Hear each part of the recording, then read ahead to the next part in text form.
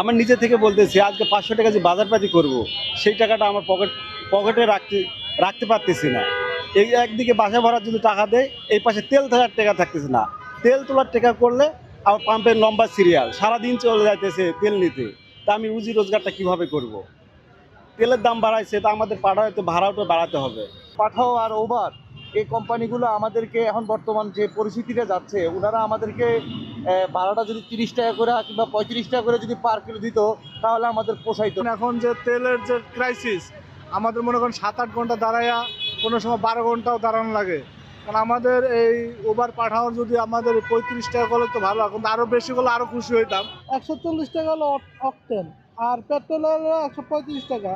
তো ওই ক্ষেত্রে দেখা গেছে আমাদের অ্যাপসের ক্ষেত্রে আমাদের 18 থেকে 20 টাকা পার কিলো তো দেয়, এর চেয়ে বেশি কিন্তু দেয় না। কিন্তু যাত্রীরা কিন্তু ওই ভুক্তভোগী জিনিসটা আমরা যে এখন ভুগতেছি, অনেক যাত্রীরাই কিন্তু এটা বুঝে না বা বোঝার চেষ্টাও করে না।